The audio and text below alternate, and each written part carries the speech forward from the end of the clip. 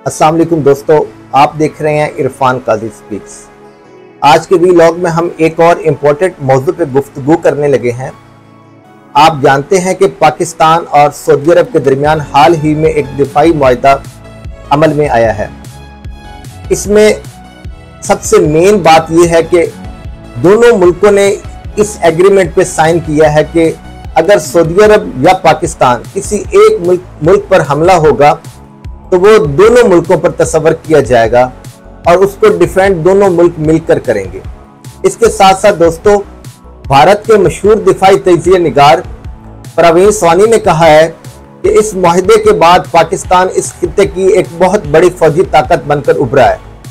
और इसके साथ साथ हम बात करेंगे कि इसराइल को अगर कोई ताकत आंखें दिखा सकती है और उसकी ताकत को रोकने की सलाहियत रखती है तो वो सिर्फ पाकिस्तान ही है।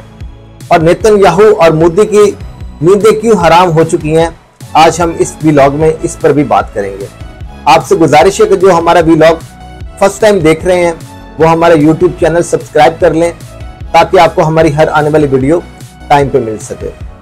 तो दोस्तों, हम बात कर रहे थे पाकिस्तान और सऊदी अरब के दरमियान हाल ही में वकूअ पजीर होने वाले एक फकीदुल मिसाल दिफाई मुआहदे की।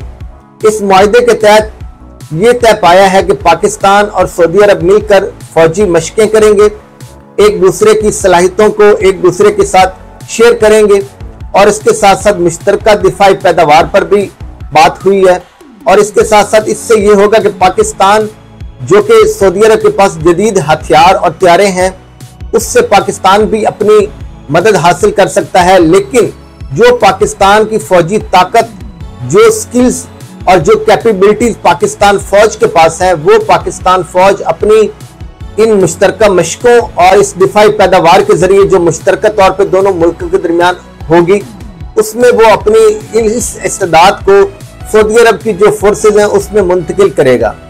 तो दोस्तों, अगर किसी एक मुल्क के ऊपर भी हमला होता है तो वो दोनों मुल्कों के ऊपर हमला तस्वर किया जाएगा।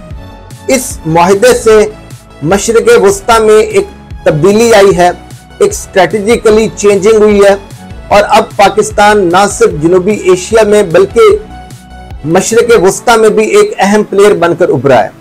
और यह सिर्फ पाकिस्तान और सऊदी अरब के दरमियान मुआहदा नहीं बल्कि सुनने में आ रहा है कि आने वाले दिनों में कुछ और मुस्लिम ममालिक भी पाकिस्तान के साथ इसी तरह का मुआहदा करने वाले हैं। दोस्तों, आप जानते हैं पाकिस्तान और सऊदी अरब के दरमियान हमेशा से बहुत अच्छे ताल्लुकात रहे हैं।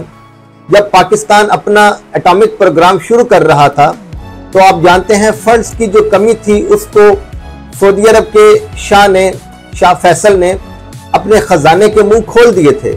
और उस वक्त तो उनका ये कहना था कि ये सिर्फ पाकिस्तान का नहीं बल्कि ये इस्लामिक बम है कि ये तमाम उम्मत मुसलमा और मुसलमान मुल्कों की हिफाजत के लिए बनाया जा रहा है, जिस पर पाकिस्तान ने उनका शुक्रिया भी अदा किया। और यही वजह है कि शाह फैसल की जो पाकिस्तान के ऊपर मेहरबानियां थी, पाकिस्तान के साथ जो मोहब्बत थी, उनकी मोहब्बत में ही लायलपुर का नाम चेंज करके हमने फैसलाबाद रखा। तो दोस्तों, इसके साथ साथ आप जानते हैं जब भी पाकिस्तान डिफॉल्ट के करीब पहुंचता है या उसकी जो माशी सूरत हाल है बिगड़ने लगती है तो हमेशा सऊदी अरब उसको रेस्क्यू करने आता है।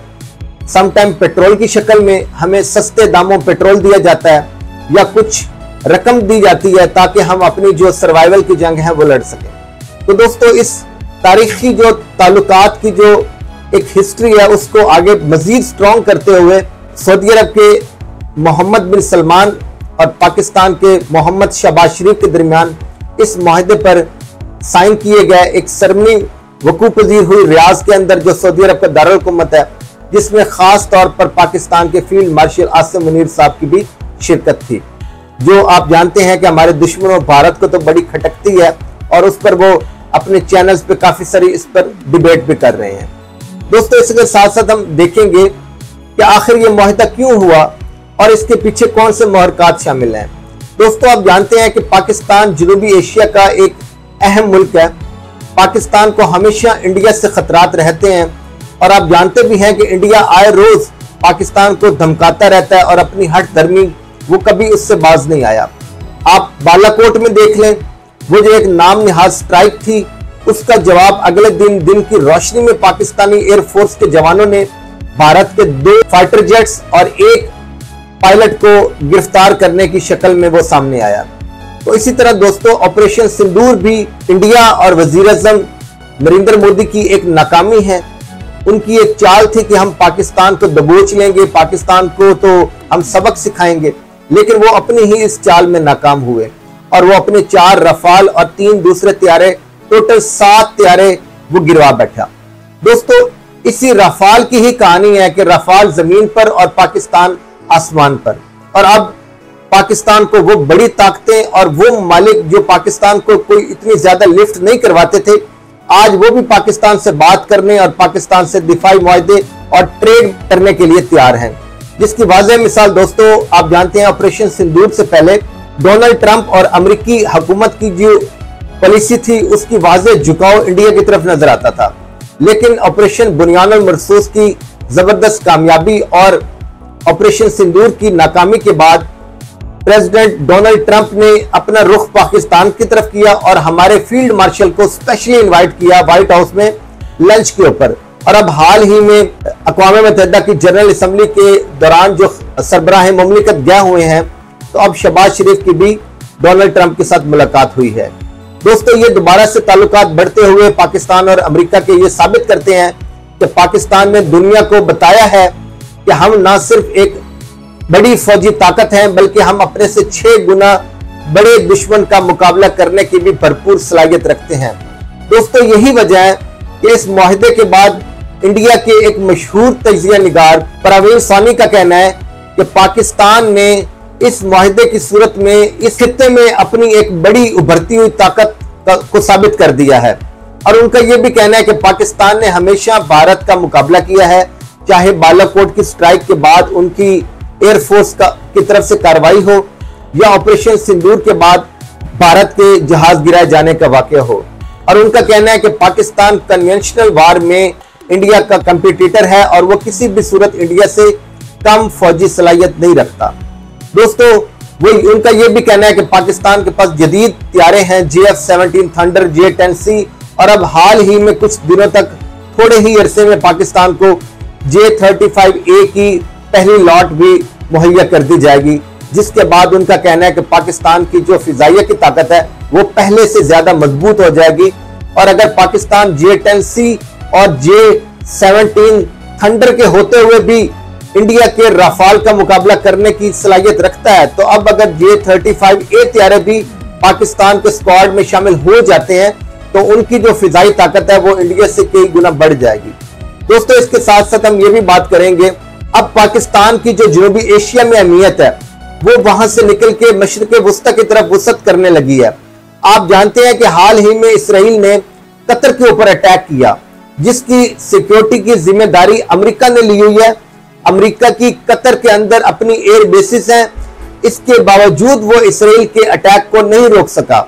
और यही वजह है कि अब सऊदी अरब ने भी इस जरूरत को महसूस किया कि हमें गैरों की सिक्योरिटी के ऊपर इक्तफा नहीं करना चाहिए, बल्कि अपने बरादर इस्लामी मुल्क पाकिस्तान को अपनी सिक्योरिटी सौंपनी चाहिए। यही वजह है कि इस एग्रीमेंट की शक्ल में ये मुआहदा पूरी दुनिया के सामने है और पूरी दुनिया के माहिरीन डिफेंस तजिया निगार वो हैरान है कि पाकिस्तान को सऊदी अरब ने इतना बड़ा मुआहदा करके ये डील की है, तो अब मोदी और नेतन्याहू की नींदें भी हराम हो चुकी है। दोस्तों उसकी वजह आप जानते हैं, अगर इंडिया पाकिस्तान के ऊपर अटैक करने का सोचता है तो उसको अब पाकिस्तान के साथ साथ सऊदी अरब का भी मुकाबला करना होगा। और इसी तरह अगर नेतन्याहू, कतर, ईरान और इसके बाद अगर वो सोचता है कि वो सऊदी अरब पर कोई स्ट्राइक करे तो उसको सिर्फ सऊदी अरब से नहीं पाकिस्तान के साथ भी दो हाथ करने होंगे। तो जब वो अगर ऐसा कुछ करने के लिए, ऐसी कोई शरारत करने के लिए सोचेगा तो पाकिस्तान की मजबूत मिलिट्री, पाकिस्तान की मजबूत डिफेंस सिस्टम और पाकिस्तान के जदीद लड़ाका तैयारे उसका मुंह देख रहे होंगे और उनका मुकाबला करने के लिए भरपूर तौर पर तैयार होंगे। तो दोस्तों यही वजह है कि दोनों सरबराहान मुमलिकत नरेंद्र मोदी और नेतन्याहू को समझ नहीं आ रही कि अब वो क्या करें। उनकी ख्वाहिश तो बहुत है कि हम कोई ना कोई जंग मुसल्लत करें, लेकिन इस मुआहदे के बाद माहिरीन का कहना है कि किसी एक मुल्क के लिए भी, इसराइल या इंडिया, किसी दूसरे मुल्क पर, पाकिस्तान या सऊदी अरब पर यक तरफा कार्रवाई करने के लिए उन्हें 10 दफा पहले सोचना पड़ेगा कि अब हमें एक मुल्क नहीं बल्कि 2 मुल्कों का सामना है। एक वो मुल्क जो पैसे और वसाइल के हिसाब से माला माल है, और दूसरा वो मुल्क पाकिस्तान जिसके पास जदीद फौज, जदीद असला और जदीद ट्रेनिंग के साथ साथ ऐसी फौज है जो किसी भी मुल्क का मुकाबला करने की सलाहियत भरपूर तरीके से रखती है और उसको जवाब देने का पूरी ताकत रखती है। तो दोस्तों, आप क्या समझते हैं कि पाकिस्तान की जो फौजी ताकत है वो जनूबी एशिया से निकलने के बाद क्या उसका असर और रसूख मिडल ईस्ट पर भी आया है? और क्या आने वाले दिनों में और मुल्क भी पाकिस्तान के साथ इसी तरह की डिफेंस टाइज बनाने के लिए सोच रहे हैं, जिस तरह परवीन सानी साहब फरमा रहे हैं कि पाकिस्तान इस खित्ते की एक बड़ी ताकत बनकर उभरा है? तो आप क्या समझते हैं कि इस डिफेंस डील के बाद पाकिस्तान का जो इमेज है वो इंटरनेशनल लेवल पर किस लेवल का इंक्रीज होगा और पाकिस्तान को आने वाले दिनों में कौन से फायदे हो सकते हैं? अपनी राय का इजहार कीजिएगा। आज की वीडियो में इतना ही। इंशाल्लाह आपसे नेक्स्ट व्लॉग में मुलाकात होती है। तब तक अपना ख्याल रखिएगा। अल्लाह हाफिज।